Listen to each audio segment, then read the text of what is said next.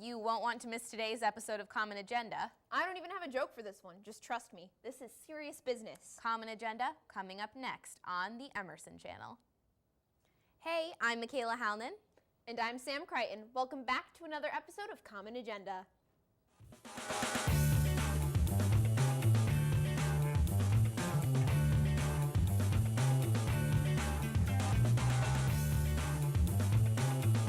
What's up, party people? I'm your host, Sam Crichton, welcoming you to a brand new episode of Common Agenda, the show that brings you the news, upcoming events, and more from around Emerson College.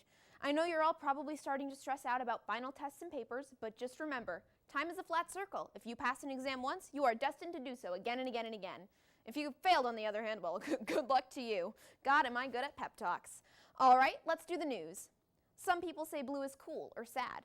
Some people say that blue is the warmest color. Personally, blue is my favorite color, so naturally I was thrilled when Emerson went blue for autism earlier this month.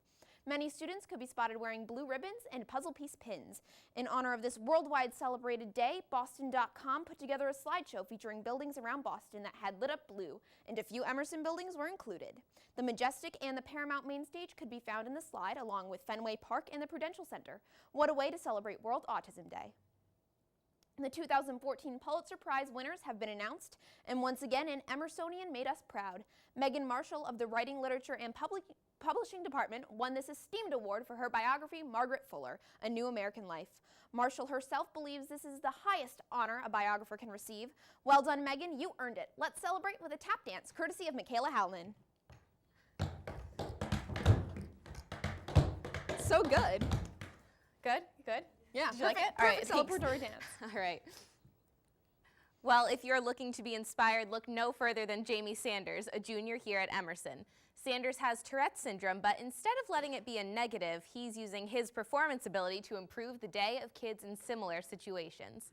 He recently performed a spoken word poem on the subject, which has now gone viral on YouTube, spurring emotional messages from children with Tourette's and their parents. With 20,000 hits and counting, Sanders is really making an impression. Way to go. Everyone wants a chance to get over to the beautiful new LA campus, escape the never-ending winter of the East Coast, and have some fun in the sun. This summer may be the perfect time because it has been recently announced that there will be 3 new classes offered. For students looking to learn more about the legal side of television and film, there will be Entertainment Law Exposed, taught by David Weiner. The fundamentals of makeup artistry will be offered as part of Emerson's Bobby Brown program. And finally, Professor Gregory Payne will be offering a Rosarito Public Diplomacy Workshop to teach graduating students about public diplomacy and civic engagement. Wow, 3 new classes? What a time to be alive. Melanie Camacho takes center stage now in this week's edition of Focus on Film. What have you got for us, Mel?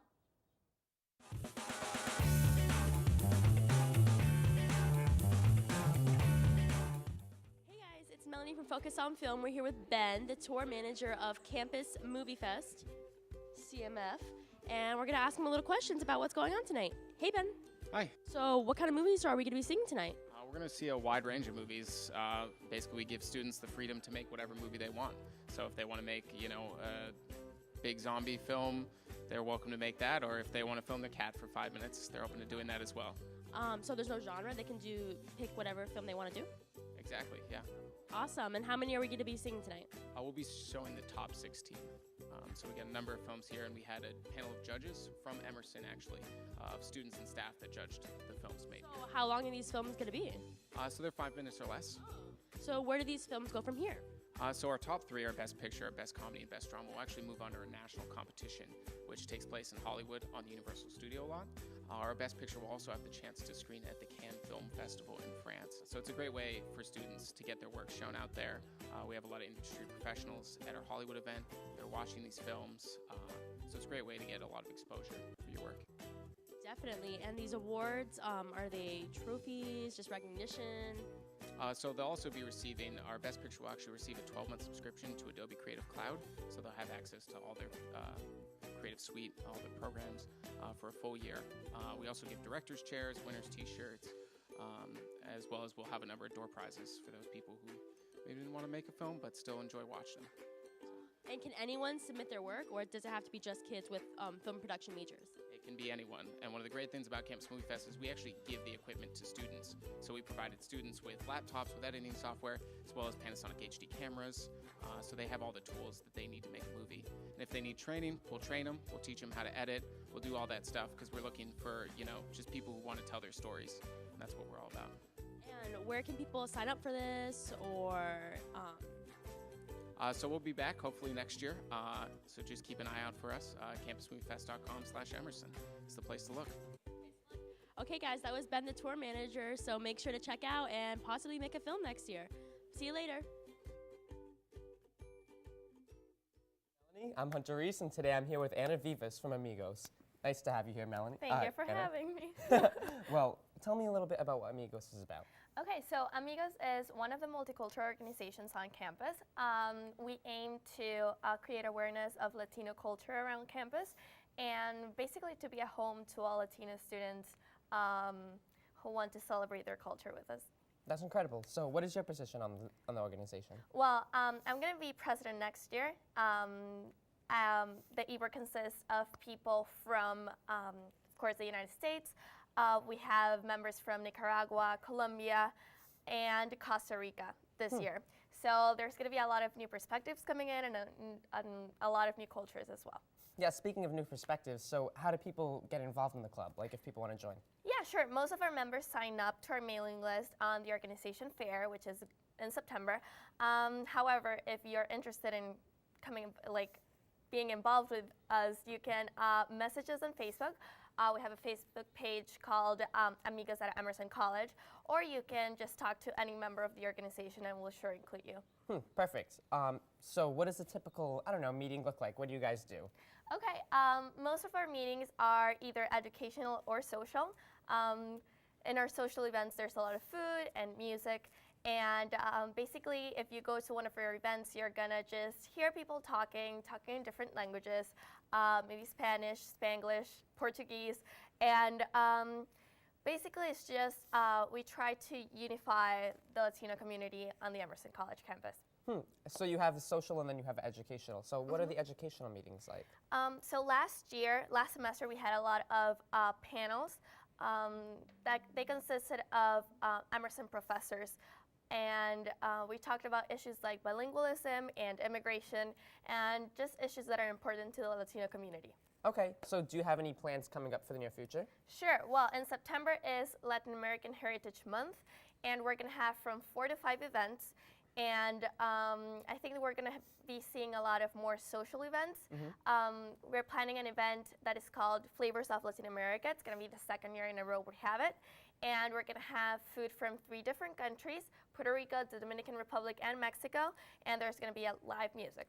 Oh, wow. So that's really exciting. That'll be on campus? Yes, it's always in the cabaret, and it's going to be in the first weeks of September. Perfect. And that'll be after the org fair, am I right? Yes. Oh, perfect. So you can have all the new students join. Well, thank you so much, Anna, for coming today. Thank you for having me. And Erin Koval's got beans. Well, weekend in the bean. Still, though, beans. What's going on, Erin?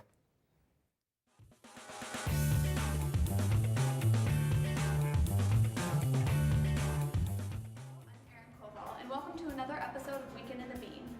Marathon Monday is fast approaching. Let's go talk to Bram Ostin to find out why he's running this year's marathon. I've been a runner probably like 5 or 6 years. Did a lot of running through high school, like varsity captain and all that jazz and stuff for cross country. But this is gonna be my first marathon.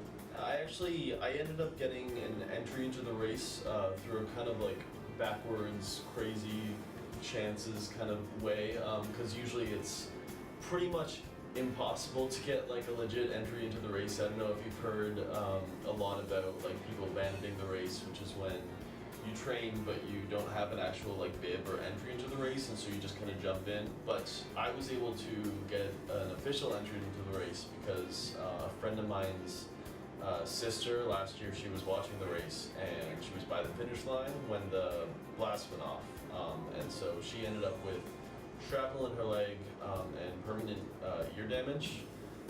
But the BAA, which is the company, the organization that runs the race, they offered her 2 like official entries into the race.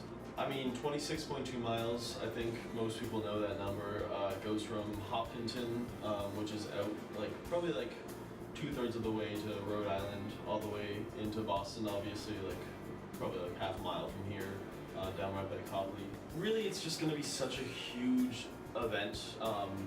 40,000 runners, hundreds of thousands of people coming in from around the world and around the U.S. Just to watch this one event. So Emerson students are incredibly lucky. All those runners, it's broken up into 5 or 6 different waves. So you have the first couple of waves, which are the elite runners, people that are going to be running 2-hour marathons, which is just mind-blowing. And then you have, in the later waves, people like me and the people that are running for charities. So this is comparable to having the World Cup in your backyard. And it's free to watch, it's free to go, cheer on the runners, support Emerson students, support Bostonians, support everyone who's running, everyone who ran last year but might not have finished. It's going to be a good time, an intense time, an emotional time for a lot of people. Thank you, Bram. This has been Erin Koval with Weekend in the Bean. I hope to see you all at the marathon and stay Boston strong. All right, guys, now let's check out what kind of wild and crazy adventures y'all can get up to. It's time for this week's upcoming events.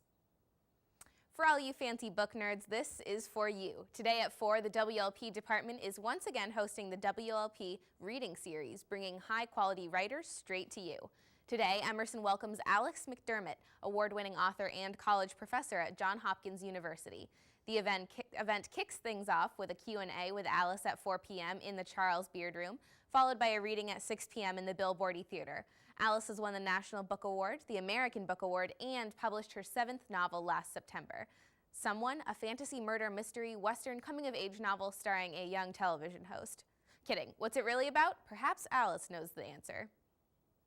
Still craving writing knowledge? Award-winning author and screenwriter Rafael Iglesias is coming to share his life story and writerisms in the Bright Family Screening Room tomorrow night at 7.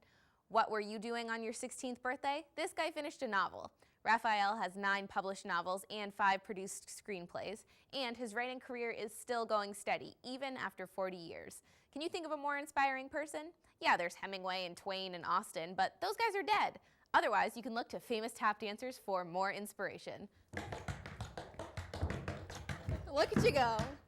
Thank you. You're Thank a you. talent. Please. Thank you. Everyone hold the applause. All right, quiet down, quiet down. Thank you. Thank you, though. All right, I'll head that up to you now.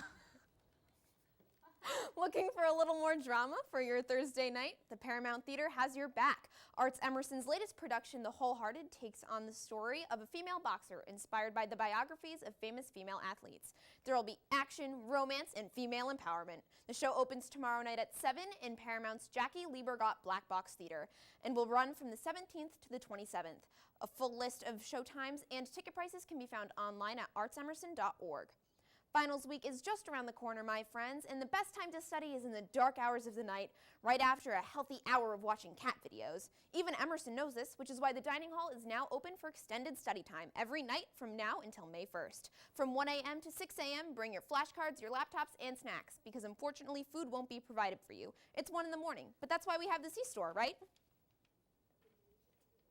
And that closes out our show for today, Tadpoles. I'm your host, Sam Crichton, signing off for another week of Common Agenda. See you next time, and remember to do your chores, drink your milk, and eat everything weird. Be sure to follow us at The Common Agenda on Instagram, Twitter, and whatever else you crazy teenagers are doing online these days. Check out the Common Agenda 2048 game if you're really missing us before next Monday. Bye now.